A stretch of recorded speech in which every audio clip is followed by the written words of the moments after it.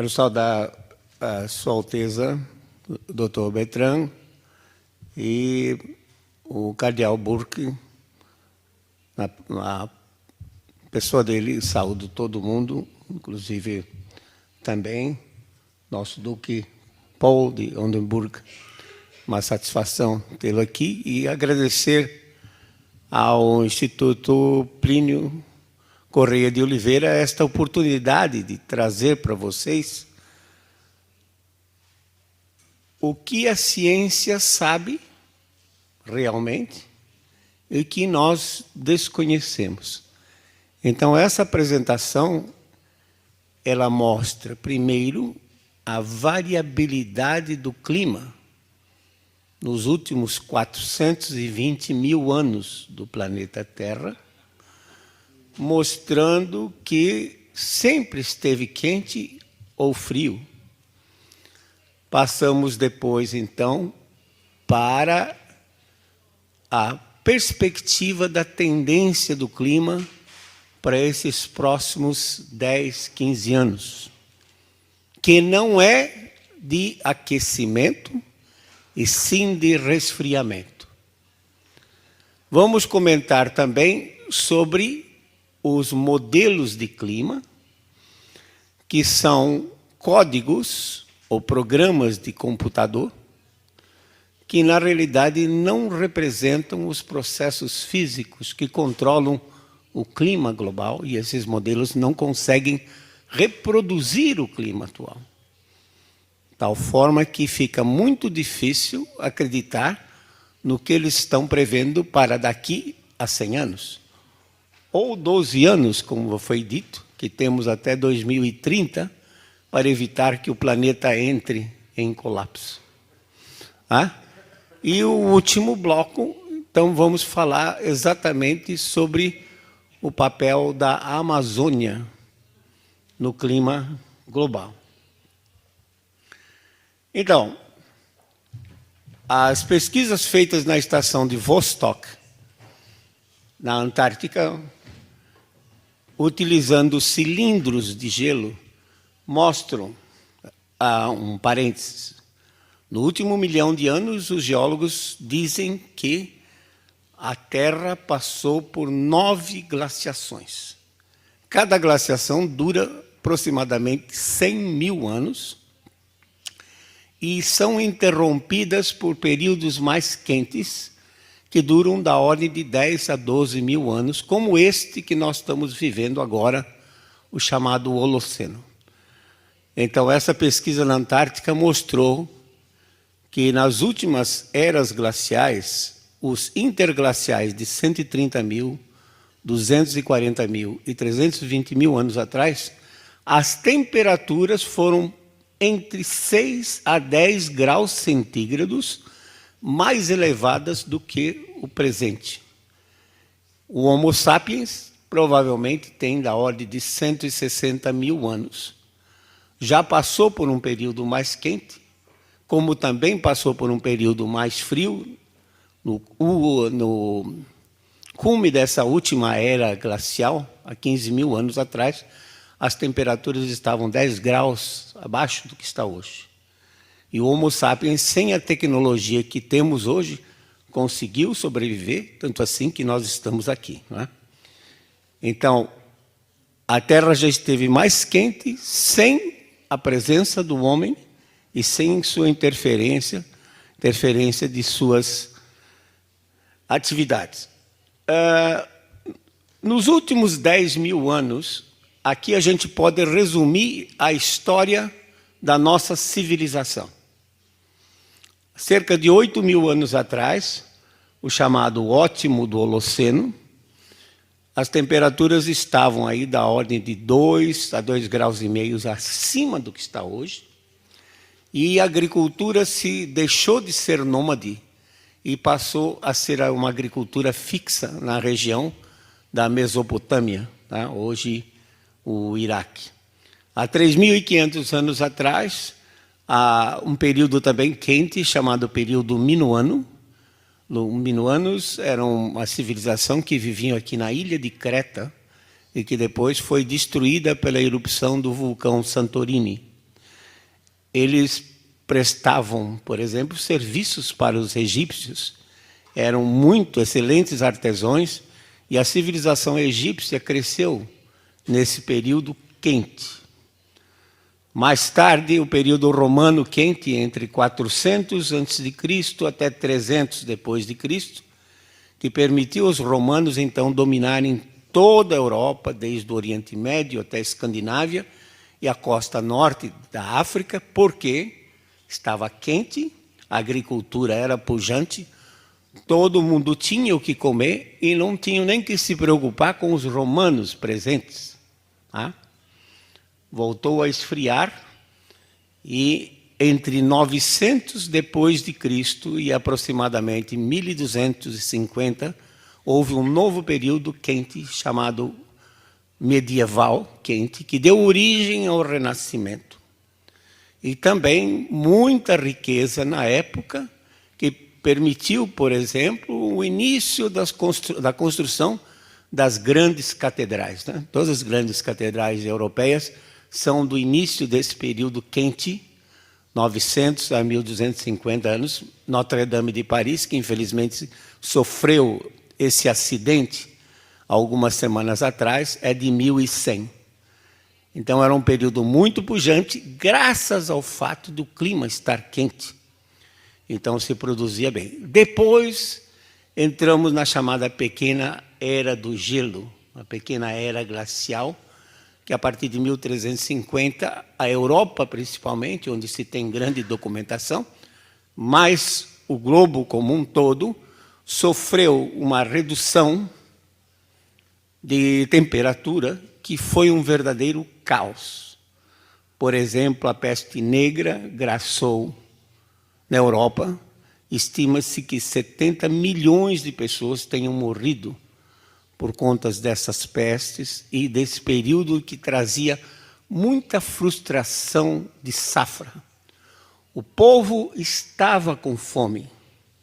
E nós temos esse relato da Revolução Francesa de 1789, que mostra que o que levou o povo a depor a monarquia foi exatamente a situação que se encontrava em função dessa situação climática com temperaturas baixas, janela de produção curta, de tal forma que os invernos se alongavam e já os outonos já estavam sujeitos a geadas e granizos e neve, de tal forma que a produção era pequena. Vejam que, então, de maneira geral, já atingimos um pico há 8.000 anos atrás e a tendência de longo prazo dada pela linha verde mostra, então, que inexoravelmente estamos caminhando para uma nova era glacial.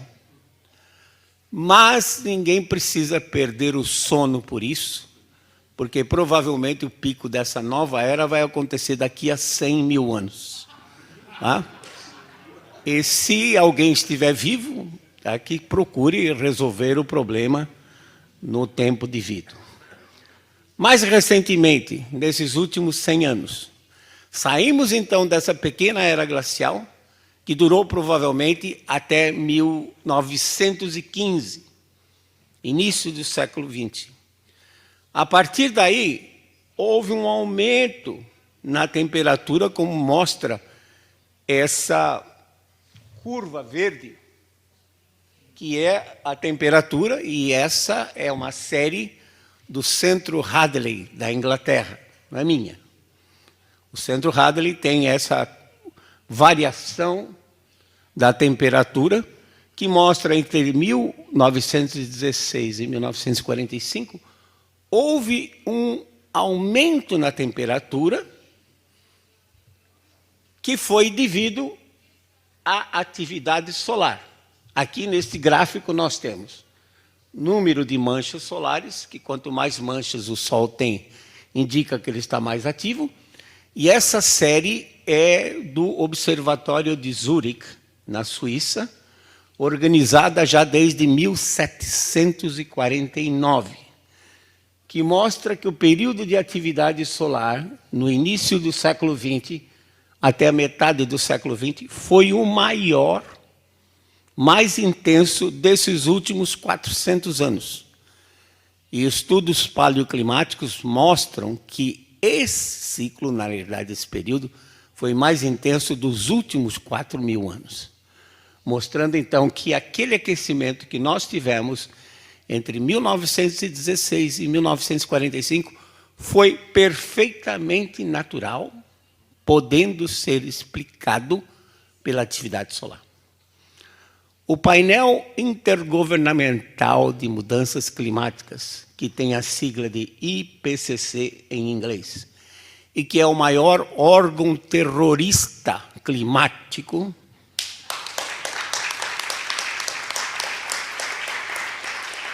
patrocinado pela ONU, quis atribuir ao homem esse aumento entre 1916 e 1945, mas depois percebeu que as emissões de gás carbônico eram muito pequenas e que não justificavam, assim deixaram fora. Como eles fazem, o que não interessa, eles deixam fora.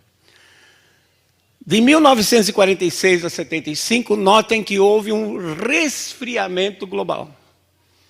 Isso porque aumentou a cobertura de nuvens naquele período de aquecimento, 1916 a 45, aumentou a cobertura de nuvens, e a cobertura de nuvens no planeta Terra funciona como uma cortina. Se temos luz entrando por essa janela, por exemplo, e não queremos que o ambiente se aqueça, a gente fecha as cortinas. Então a radiação solar não entra. Nuvens, quando aumenta a cobertura de nuvens, a radiação solar vem do espaço exterior, bate no topo da nuvem e volta para o espaço exterior e o planeta esfria. Porém, se queremos mais luz, abrimos a cortina, reduzindo a cobertura de nuvens, entra mais radiação solar e o planeta aquece. Nesse caso, o aumento da cobertura de nuvens levou ao resfriamento dos oceanos.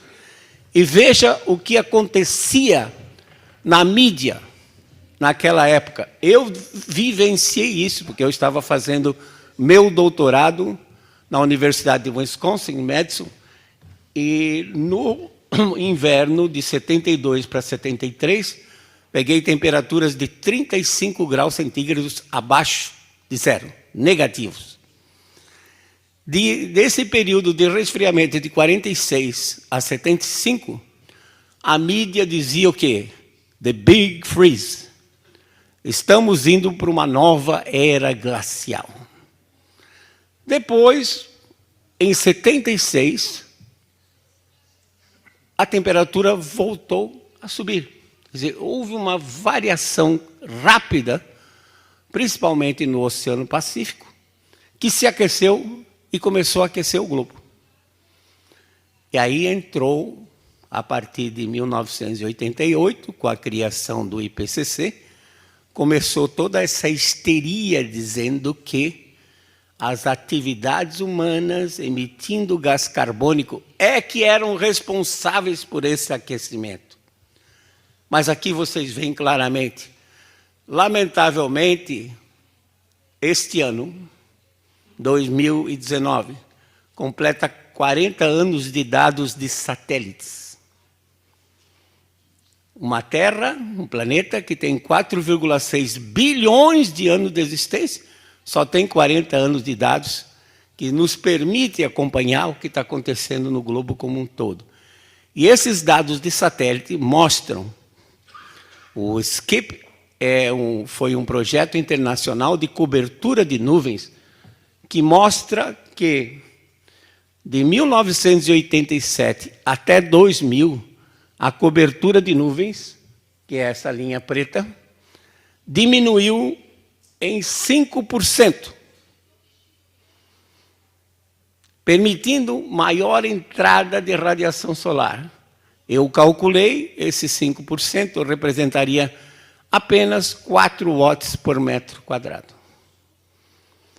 Só que nós estamos falando em termos de energia, joules por segundo por metro quadrado, num planeta que tem 510 milhões de quilômetros quadrados.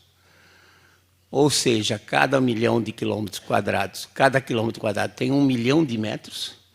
Então, nós estamos num planeta com 512 bilhões, trilhões de metros quadrados. E quando você começa a multiplicar esse pequeno número pela área, e depois, quantos segundos temos num dia? 86.400. Quantos dias temos no ano? 365. Durante 18 anos, você vê que a quantidade de energia que entrou foi tão grande que a temperatura subiu naturalmente, apenas com a redução da cobertura de nuvens. E quando a cobertura de nuvens se estabilizou, nos últimos 20 anos, a temperatura tem estado estável, embora a emissão de gás carbônico tenha aumentado cerca de 11% nesses últimos 20 anos. O que mostra claramente que o gás carbônico não tem relação nenhuma com a temperatura do planeta e que os grandes controladores são cobertura de nuvens e os oceanos, que constituem 71% da superfície terrestre. Aliás, é um planeta que tem um nome errado. Como vou chamar de planeta Terra, um planeta que só tem 29% de continentes e 71% de água? Devia ser um outro nome para esse planeta. Vejam, então, que os dados de satélite mostram que a temperatura tem estado estável, às vezes um pouco elevada, com esses picos que são relativos ao chamado fenômeno El Niño. Vocês se recordam que El Niño é um fenômeno oceânico, ocorre no Pacífico, em que as águas do Pacífico tropical ficam superaquecidas. Não sabemos qual é a causa disso, mas sabemos diagnosticar, constatar. E como são áreas imensas, mais de 30 milhões de quilômetros quadrados que ficam superaquecidas, jogam muito calor na atmosfera, a ponto de elevar a temperatura, por exemplo, no El Niño de 97 e 98, de 0,74 graus, no El Niño moderado de 2009 e 2010, meio grau, e nesse fantástico El Niño que ocorreu agora, entre 2014 e 2016, elevou a temperatura global de quase 0,9 graus centígrados. Se nós retirássemos esses El Niños dessa série, nós veríamos que a temperatura praticamente estaria estável, de tal forma que as atividades humanas não interferem com o clima global. E o que a gente vê, por exemplo, o Oceano Pacífico, mostra que, pela cor vermelha, acima do zero, o Oceano Pacífico, que constitui 35% da superfície terrestre. Recordo, somados todos os continentes juntos, temos 29%. O Oceano Pacífico sozinho, 35%. É maior do que todos os continentes juntos. O Oceano Pacífico, então, é um dos grandes comandantes do clima global. De 1916 a 45, o Oceano Pacífico ficou mais aquecido. Depois de 46 a 75 esfriou, que levou a mídia a dizer que íamos para uma nova era glacial. A partir de 76, o Pacífico voltou a aquecer. Provavelmente até 2005, ainda não temos certeza se é 2004, se é 2003, estou dizendo 2005. E agora, a partir daí, temos o El Niño de 2015 e 2016, e a partir daí há uma tendência do Pacífico se resfriar. Então, afirmações que estão, por exemplo, no Instrumentum Laboris, dizendo que a primeira preocupação é com o Ártico, que está derretendo. Depois vem a Amazônia. E o Ártico estaria derretendo? Esses dados, tudo aqui está baseado em dados, não existe modelo. Esses dados de um sistema de boias chamado Argo, ARGO. São boias inteligentes, porque o custo de se fazer pesquisa nos oceanos é muito caro. Um navio, sua tripulação e tudo mais. Então, os cientistas desenharam uma boia inteligente que ela se aprofunda até 2.000 metros de profundidade, se desloca com as correntes marinhas e, no 10º dia, ela muda sua estrutura, adquire flutuabilidade e sobe fazendo perfil de temperatura e de salinidade, chega na superfície, transmite para o satélite e afunda novamente para um novo ciclo de 10 dias. Essas boias estão dizendo que o Oceano Atlântico Norte, em 2006, estava com 9 graus centígrados em média, e que 10 anos depois, 2016, está com 7,5 graus. Então, quando houve aquele degelo, em 2006, 2007, na realidade, o Ártico estava mais quente por conta do transporte de calor pelas correntes marinhas. Temos 2 correntes principais no hemisfério norte, uma do lado da Ásia, chamada corrente de Kuroshio, e a outra do lado do Atlântico, chamada corrente do Golfo. Vossa Eminência, muito bem, ouviu sempre falar da Gulf Stream, né? Da corrente do Golfo. Essa corrente, então, ela leva o calor da região tropical, transporta o calor em direção ao Polo Norte, que o Ártico é fechado, né, geograficamente. Então, essa corrente, esse calor é jogado na corrente do Atlântico Norte, entra no Ártico, num iceberg. 10% está fora e 90% está submerso. Quando a água mais quente entra, derrete parcialmente a parte submersa, já não é mais 90%, é 87%, 85%, e com isso desestabiliza o sistema de tal forma que o que vocês veem aqui é o iceberg desmoronando e não derretendo, se transformando em água. Note que em cima do continente, apontada ali por aquela flecha amarela, a neve continua exatamente do mesmo jeito que está. Portanto, o derretimento do Ártico foi devido a um transporte maior, natural, comandado por um ciclo lunar, chamado ciclo nodal lunar, que tem um ciclo de aproximadamente 20 anos, que se refere ao plano da órbita da Lua, que não é fixo com relação ao Equador. Quando ele está mais inclinado, em 28,6, opa, o que foi que aconteceu? Transporta mais calor.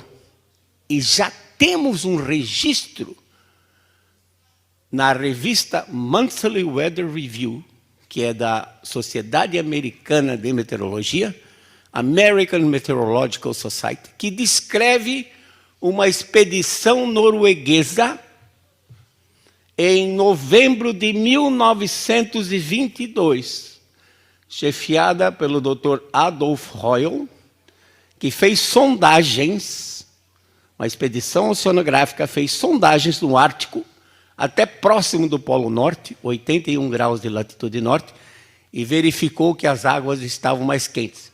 1922. Perguntem-se, qual era a atividade humana em 1922, emitindo gás carbônico capaz de ter derretido o Ártico naquele período? E o nível do mar vai subir? Aqui está a visão do History Channel do que será Manhattan no ano 2100. Vocês estão vendo aqueles táxis amarelos que são característicos de Manhattan? não podem ver, não é por culpa da foto, mas é porque eles foram transformados em Yellow Submarines para poder transportar as pessoas. Al Gore disse que o nível do mar, ex-presidente, né, ex-vice-presidente americano, disse que o nível do mar vai subir de 6 metros até 2006. O IPCC, no relatório de 2007, foi modesto, 59 centímetros. Agora, no relatório de 2013, o IPCC diz 98 centímetros. Eu disse, mas dada a imprecisão que nós temos, por que não arredondamos isso para 1 metro? Não pode. Porque 1 metro seria, como se diz, um chute. E 98 centímetros é um cálculo preciso. Medir nível de mar nesse nosso planeta é missão impossível. Entre outras coisas, movimento de placas tectônicas. Por exemplo, hoje, Estocolmo, que tem mais de 200 anos de medida de nível de mar, mostra que o nível do mar está baixando. Em compensação, Veneza, no Mediterrâneo, mostra que o nível do mar está aumentando. A placa da Europa faz um movimento. Como o instrumento está fixo na placa, a parte da placa que levanta, nesse caso, na Escandinávia, mostra que o nível do mar está baixando. E o mesmo instrumento, em Veneza, mostra que o nível do mar está subindo.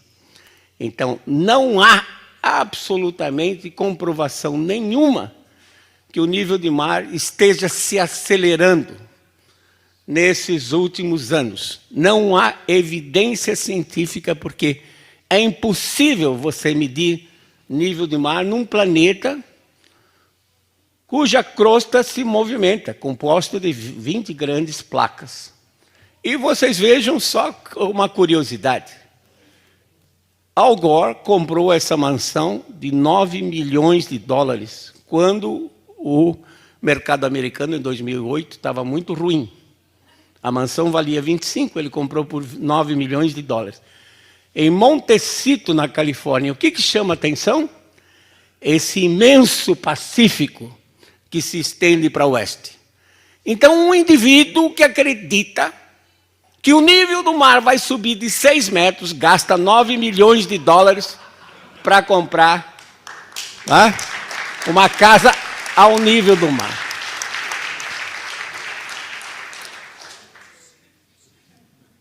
Qual a origem de toda essa visão catastrófica, dizendo que o homem está destruindo o planeta? Modelos de clima. O que são modelos de clima?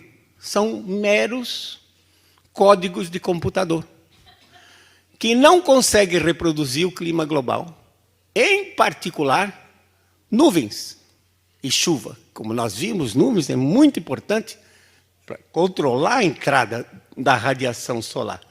Também não tem transporte de calor, que levaria o degelo do Ártico, como também não reproduzem os El Niños. E como é que a gente representa esses modelos num computador? Porque o computador ele não tem a ideia do contínuo. Nós podemos traçar num quadro uma reta.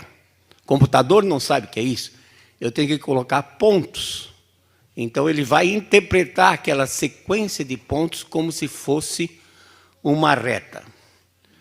Para isso, a gente cria uma grade em torno do planeta, latitude e longitude, e também em vários níveis na atmosfera. E os dados são introduzidos em cada ponto de grade. Normalmente, devido às restrições dos supercomputadores, porque esses modelos são complexos. Por exemplo, o modelo da NASA, de última geração, ele tem 1,5 milhão de linhas de instruções. É difícil resolver isso, são complexos, mas não quer dizer que eles acertem. Os dados são introduzidos em cada ponto de grade. Atualmente, em geral, os modelos entre um ponto e outro têm 100 quilômetros de distância. pela teorema da amostragem, eles só conseguem resolver fenômenos 2 vezes o tamanho da grade. Ou seja, qualquer fenômeno abaixo de 200 quilômetros, o modelo filtra. E não tem ideia do que seja. E os processos de formação de nuvens, vocês têm essa percepção? São locais. Às vezes está chovendo aqui e no quarteirão ali um pouco para frente já não está chovendo. Os processos de formação de nuvens de chuva são pequenos, de tal forma que o computador, entre 2 pontos, não sabe o que está acontecendo. Por isso, os modelos sempre vão errar em suas previsões, porque eles não conseguem resolver esses problemas que nós chamamos subgrade. Todos os processos físicos que ocorrem inferior ao tamanho da grade do modelo são excluídos, e chuva e nuvens é o principal deles no que se refere ao controle.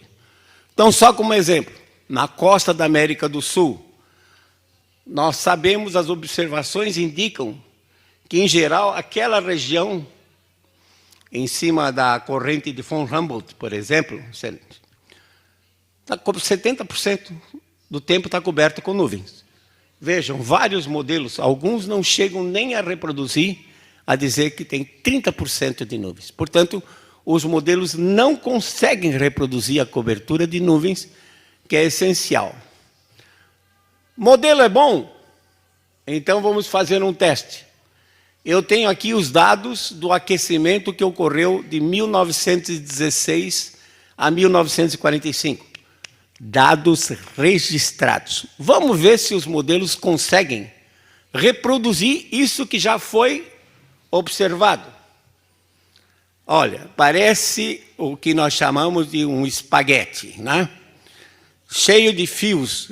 Um modelo, por exemplo, esse vermelho, diz que a temperatura entre 1916 e 1945 era, em média, entre 15 e 16 graus.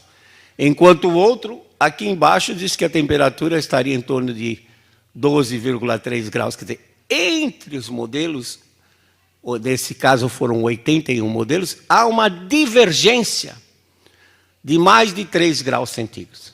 Como é que eu vou me preocupar com algo que diz não podemos passar de 2 graus, que é baseado em modelo?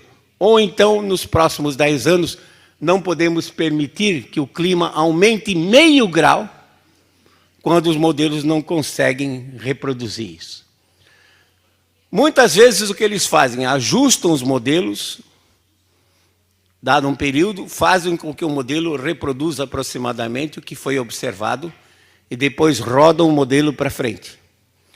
Nesse caso, também do IPCC, ou comparação de modelos, a número 5, que fez parte do relatório de 2013, pelos modelos, 2015, o ano de 2015, já deveria estar com uma temperatura de 0,6 graus acima do que as observações feitas por satélite e radiosondas mostram. Radiosondas são aqueles pacotes que sobem em balõezinhos e vão medindo. Então, vocês veem que o modelo não só não consegue reproduzir já climas passados, que nós temos evidência, como também não consegue, ao projetar, manter-se próximo da realidade. Eles tendem a superaquecer o planeta, por conta que os modelos, como pode ser visto aqui à esquerda, eles tendem a aquecer os oceanos. E como os oceanos constituem 71% da superfície terrestre, os modelos aquecem o planeta. Já a realidade ali, observado entre 1982 e 2013, mostra que os dados mostram que estava frio ao longo da costa das Américas, temperatura normal na maior parte do Pacífico e só um pouco mais aquecido do lado do mar do Japão e da Austrália e Indonésia. Quer dizer, se os modelos não conseguem reproduzir a temperatura dos oceanos, como os oceanos constituem a maior parte do planeta, então eles tendem a superaquecer o clima, e isso faz com que essas projeções feitas para modelos, para 2040, 2070, 2100, não sejam confiáveis. Então, nós não podemos absolutamente, por exemplo, prever uma catástrofe amazônica, de inflection point, o ponto de não retorno, baseado em cima desses modelos que não conseguem reproduzir o clima atual. E nem conseguem prever, às vezes com um mês de antecedência, o que vai acontecer.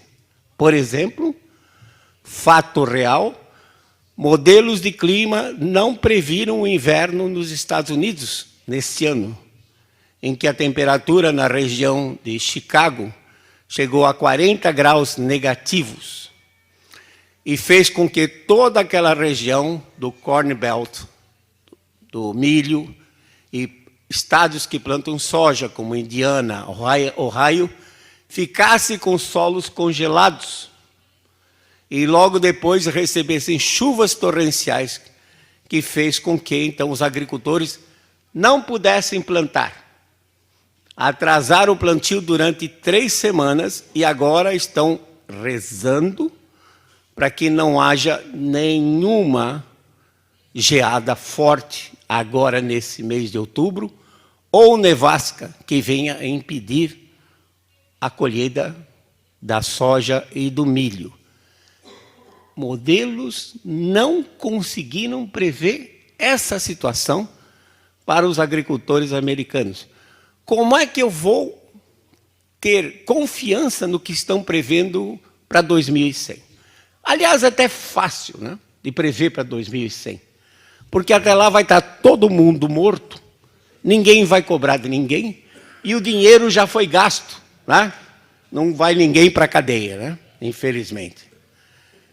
E o que pode acontecer nesses próximos anos? Resfriamento global. Por quê? Primeiro, o Sol é a nossa principal fonte. Vocês viram esse gráfico antes, e mostra, então, a atividade solar. Notem que a cada 100 anos, como aqui está escrito o mínimo de Dalton, no início do século XIX, o Sol entrou num mínimo de atividade. Posteriormente, no início do século XX, o Sol de novo entrou num mínimo de atividade. Então, superimposto a esse ciclo de 11 anos que é comum no Sol, existe um ciclo maior de cerca de 100 anos.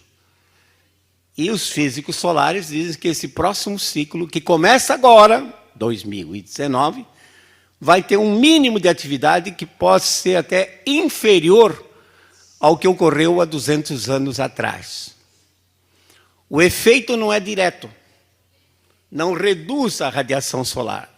O que acontece é que o campo magnético do Sol fica mais fraco. E esse campo magnético nos protege das partículas de alta energia que vêm do espaço exterior, resultantes da explosão de estrelas supernovas. Quando o campo magnético solar enfraquece, a Terra fica sujeita a um bombardeio maior dessas partículas de alta energia, e de acordo com um físico dinamarquês chamado Henrik Svensmark, em laboratório, essas partículas aumentam a cobertura de nuvens. Indiretamente, aumentando a cobertura de nuvens, reduz a entrada de radiação solar. Então, o enfraquecimento do campo magnético solar levaria, com a cobertura de nuvens aumentada, uma redução da entrada de radiação e o resfriamento dos oceanos. Então, o que foi que eu fiz? Eu peguei dados de 1999 a 2018, esses últimos 20 anos, e subtraí daquele dado, aquele período em que os oceanos estavam mais quentes, 1976 a 98. Olhem a linha do zero, representada pela seta azul, onde está? que mostra claramente que nesses últimos 20 anos, a região próxima das Américas, até praticamente a linha da data, o Pacífico já está esfriando. E como ele é, digamos, o grande comandante do clima global, como aconteceu naquele período de 1946 a 75, então a tendência desses próximos anos é de resfriamento. A Europa também vai sofrer com isso. Esses dados já do ano passado mostram um resfriamento do Atlântico Norte. Como vocês viram naqueles dados, de 2006 para 2016, houve um resfriamento de 1,5 graus no Atlântico Norte. Isso é ruim, porque o vento, o ar passa por cima das Américas, passa por cima do Oceano Atlântico e vem para cima da Europa. Então, se o Oceano Atlântico estiver mais frio, vai trazer ar mais frio e ar mais seco, e com isso a Europa também vai sofrer com invernos mais longos, uma frequência de inverno maior. E vocês viram, já desde o início, que clima frio é ruim para a humanidade. Se São Pedro me desse a chave e dissesse assim, professor Molhon, o senhor quer virar para clima quente ou clima frio? Eu viraria para o clima quente, porque a história mostra que a humanidade sempre progrediu com climas quentes. O clima ruim, frio é ruim. Por exemplo, a Inglaterra mantém uma estatística de número de excesso de mortes acima de pessoas acima de 65 anos, que mostra que todo inverno rigoroso morrem 40 a 50 mil pessoas idosas, a mais do que o normal, quando comparado com o restante do ano, devido ao problema da calefação. Então, na Europa, a energia elétrica está custando muito mais caro, fica difícil a calefação e, principalmente, os idosos sofrem com isso. E a Amazônia? Muito bem. Novamente, nós lançamos a mão de números, porque contra números não há argumentos. Nós colocamos uma caixa virtual em cima da Amazônia, com paredes norte, sul, leste e oeste, e uma tampa para não escapar umidade nenhuma, a 8 quilômetros de altura. E computamos quanto entrou, com dados de 1999 a 2014, quanto entrou de umidade na Amazônia, vinda do Oceano Atlântico, que é a principal fonte. E quanto saiu? Então, aqui estão os valores do fluxo médio saído da Amazônia, ou vindo do norte, e indo para o centro-oeste e o sudeste do Brasil.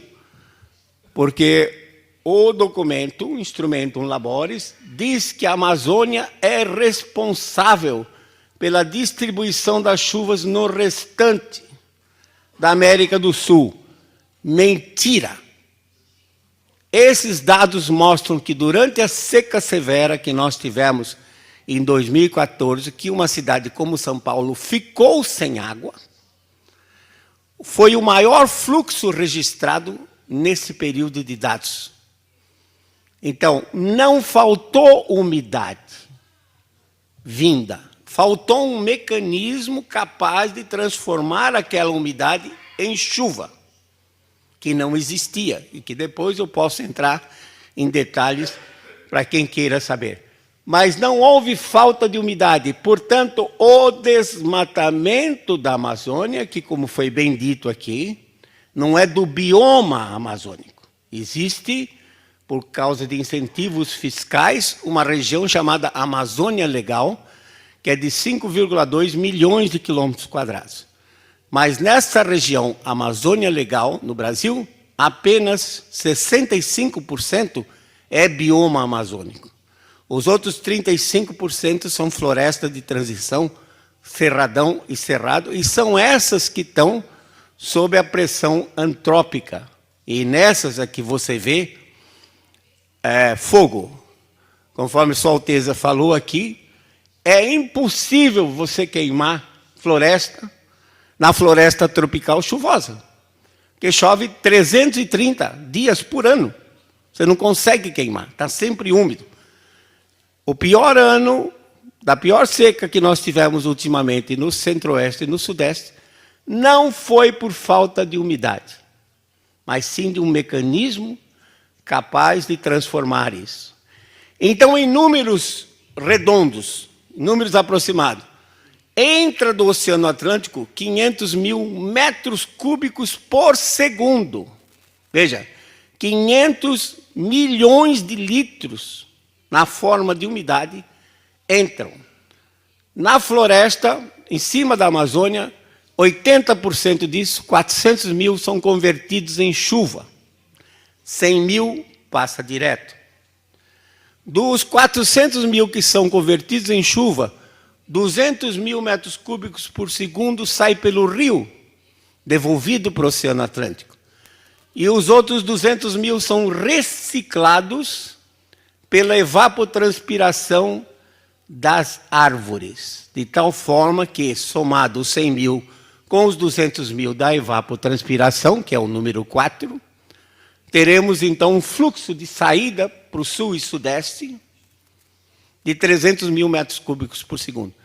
Um raciocínio físico simples mostra então que a Amazônia, o desmatamento, não interfere na distribuição da chuva. Nós podemos raciocinar por um método matemático que se chama raciocínio por absurdo. Se a região amazônica fosse fonte de umidade, ao longo desses 15 mil anos que terminou a última era glacial, ela já teria virado um deserto. Por outro lado, se acumulasse mais água na Amazônia, ao longo desses 15 mil anos, ela teria virado um lago. Como ela está estável, então implica que a Amazônia não interfere na hidrologia da América do Sul. A floresta não é fonte de umidade. Uma árvore não produz água. Ela apenas recicla a água que estava no solo da chuva anterior. A árvore não produz água. Floresta não produz água. A água vem do Oceano Atlântico, na forma de umidade. E a floresta existe porque o clima permite que ela exista, e não ao contrário. Não é a floresta que condiciona o clima, mas sim o clima permite a existência. E nós colocamos uma torre, como o senhor Júlio falou, em 1983. A torre está lá até hoje, são 36 anos que essa torre está na floresta amazônica. E nós medimos a assimilação de carbono pela fotossíntese. Pelas medidas que se tem, então, dessa torre na Amazônia Central, estima-se que a floresta absorva, se eu generalizar isso para os 550 milhões de hectares, metade do que o homem joga na atmosfera. 4,5 gigatoneladas de carbono por ano. O homem joga 9. Mas atenção! Estima-se que as fontes naturais, oceano, solos e vegetação, emitam para a atmosfera 200 bilhões de toneladas de carbono por ano. Esse número amarelinho aqui embaixo, à esquerda. Quando a incerteza nesses números é 20% para cima, 20% para baixo, 40 bilhões de toneladas para cima, 40 bilhões de toneladas para baixo, quer dizer, eu não sei se são 240 bilhões ou não sei se são 160 bilhões.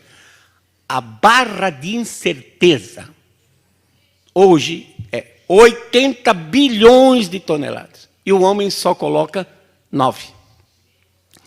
Então, acabou meu tempo.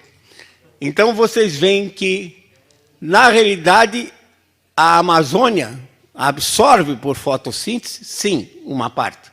mas mesmo as emissões humanas são irrisórias comparadas com, quer dizer, 10% do valor da incerteza e praticamente 4% do valor do que nós acreditamos que sejam os fluxos naturais. Disse que a Amazônia é responsável pelo clima do mundo. De fato, quando você tem condições normais, aquela primeira tira de cima, mostra que há uma formação de nuvens e, consequentemente, calor é colocado na atmosfera e transportado para lá. Porém, num ano de El Niño, ocorre o contrário. Quer dizer, se a Amazônia fosse realmente responsável por essa circulação, também existiria nos anos de El Niño. E mostra que não, que essa fonte é intermitente e que o clima global é que comanda, inclusive, a Amazônia. Então, para terminar, já que o Júlio está me pressionando aqui, lembrar que clima varia por causas naturais. Eventos extremos, tempestades e secas, sempre ocorreram no passado com o clima mais quente, o clima mais frio. Como a população aumenta, então nós temos que planejar melhor e nos adaptar a essa situação. Aquecimento global é um mito, para não dizer uma farsa. O homem não tem condições de mudar o clima. O CO2 não é um gás venenoso, não é um gás tóxico. O CO2 é o gás da vida. Se ele não existisse, não existiriam plantas. Sim, mas eu não sou vegetariano, não sou vegano. Eu sou vegetariano de segunda ordem. Ou seja, só como costela, entrecote, etc. Mas para chegar ao nível de entrecote, o boi tem que comer capim. Então, é muito importante o CO2. Então, quanto mais CO2 tiver neste planeta, maior vai ser a produtividade. A fotossíntese vai ser muito mais acelerada e reduzir as emissões, como quer o Acordo de Paris de 2015, é inútil. Eles querem um fundo de 100 bilhões de dólares por ano para reduzir as emissões. Como se eu nem conheço as emissões naturais com a precisão que seria necessário? Então, joga esse dinheiro para reduzir as emissões e basta um El Niño aquecendo as águas para emitir praticamente o que o homem leva para emitir em meio ano. Um El Niño, basta. Enquanto nós estamos cheios de problemas sociais, né? A miséria no mundo, 1,5 bilhão de pessoas que não têm o que comer, muitos sem acesso à eletricidade, a saneamento básico, estão pensando em gastar 100 bilhões por ano para reduzir algo que nem dá para comprovar, que a variabilidade natural é muito grande. Próximos 10, 12 anos, no mínimo, resfriamento global. Vai haver uma frequência maior de invernos, principalmente nas regiões fora dos trópicos. O Brasil também sofre, os estados do sul, até Minas Gerais e Mato Grosso, sofrem também com esse resfriamento. Argentina, Uruguai e a Europa, a Ásia e os Estados Unidos vão sofrer mais situações parecidas com esse ano, nesses próximos 10, 12 anos.